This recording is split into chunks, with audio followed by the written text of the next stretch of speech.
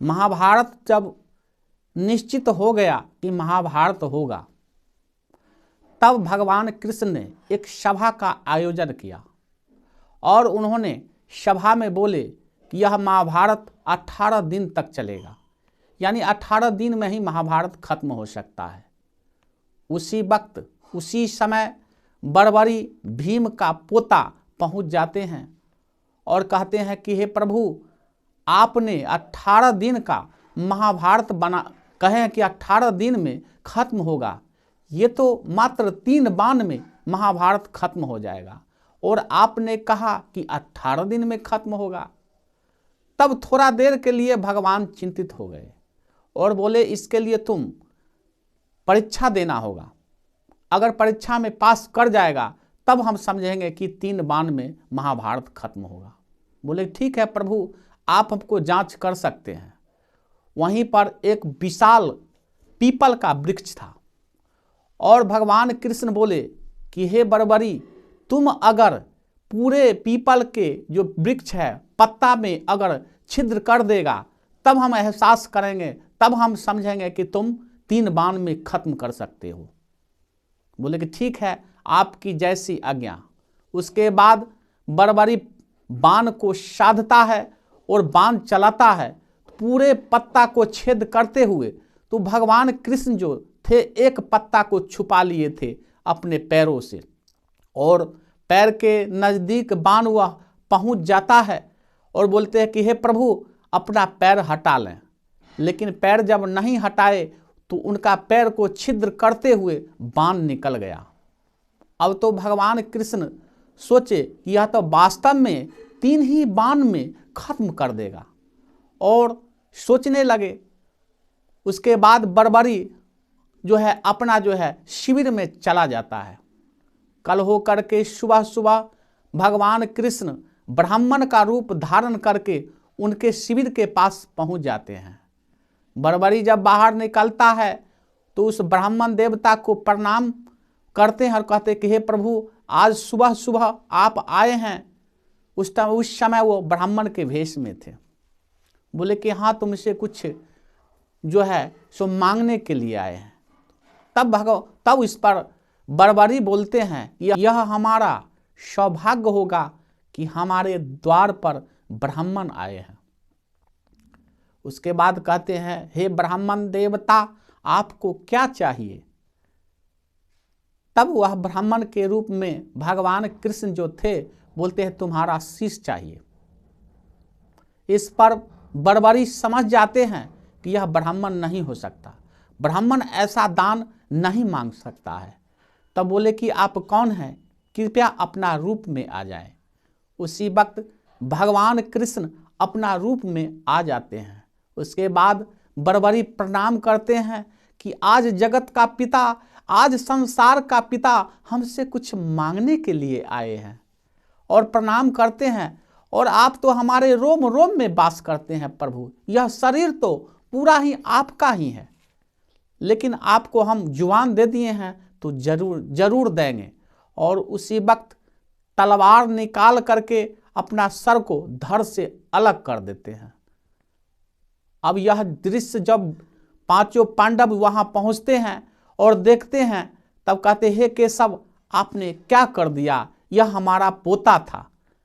तब भगवान कृष्ण कहते हैं कि महाभारत युद्ध होने वाला है और इसकी माता जो है आशीर्वाद दी है कि जो हारेगा उसी के साथ तुम उसके साथ युद्ध करना। तो हार तो निश्चित कौरव का है, तो कौरव के इधर से लड़ना शुरू कर देगा, इसलिए तुम्हारे जीत के लिए मैंने ऐसा किया। तब भीमसेन बोले कि ऐसा नहीं करना चाहिए, यह हमारा पोता था। बोले कि चिंता मत करो। उसी वक्त महामाया की याद करते हैं, महामाया प्रकट हो जाती है और पूछती है कि हे प्रभु, क्या आज्ञा है हमारे लिए? तब इस पर भगवान कृष्ण कहते हैं कि हे माता, आप जो हैं इनको शीश को जो है सो अमृत से सींच दें।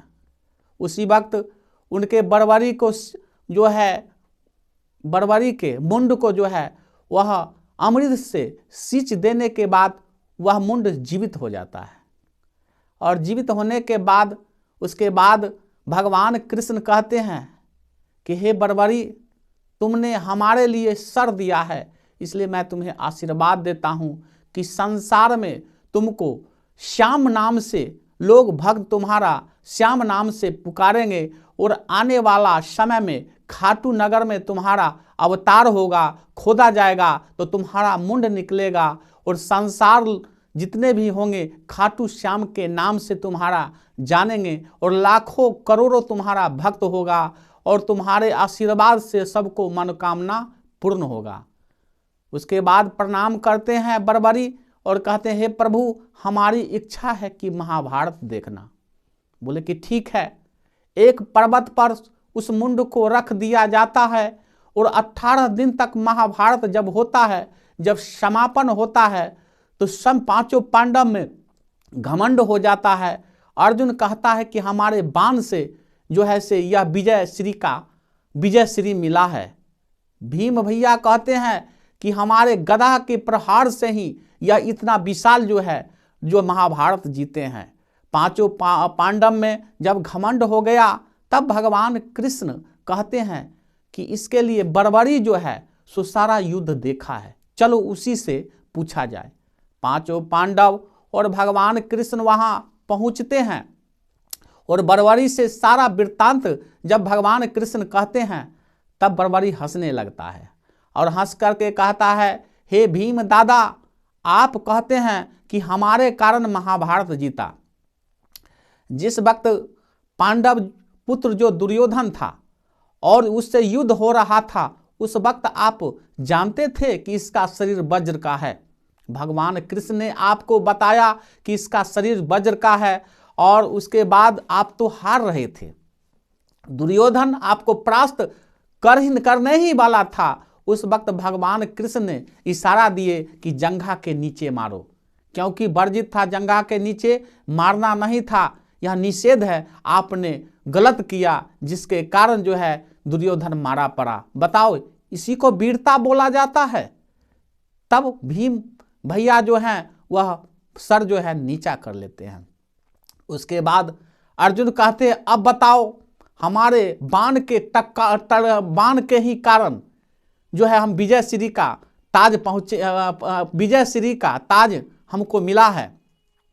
तब इस पर ललकारते हुए बर्बरी कहते हैं कि हे अर्जुन दादा, आप अपने आप को बहुत बड़ा वीर कहते हैं।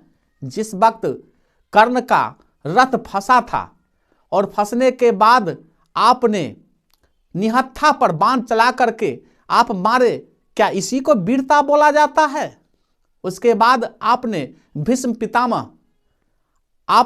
पितामह को कैसे मारा? सारा संसार जानता है कि जिस वक्त भीष्म पितामह युद्ध कर रहे थे तो आपने शिखंडी को खड़ा करके और तब जाकर के निहत्था पर बाण चलाए और कहते अपने आप को वीर कहते हैं। तब इस पर उनको काफी जो है दुख होता है और सोचते हैं कि हम नहीं जीते हैं और मुंडी को जो है नीचे कर लेते हैं।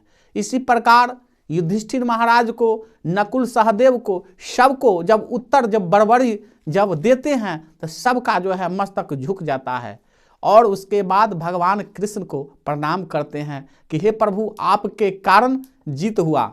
तब बर्बरी कहते हैं कि इस युद्ध में भगवान कृष्ण का ही चक्र चलता था, आप एक ही व्यक्ति किसी को नहीं मारे, सारा चक्र का खेल था। भगवान कृष्ण ने चक्र से सारे योद्धा को मारे और महामाया जो महाकाली जो थी वो रक्त पी रही थी और आप लोग कहते हैं कि हम महाभारत को जीते। इस पर सब पांचों पांडव लज्जित हो जाते हैं और लज्जित होने के बाद फिर वहां से चल देते हैं। यह कथा खाटू श्याम जी का कथा है।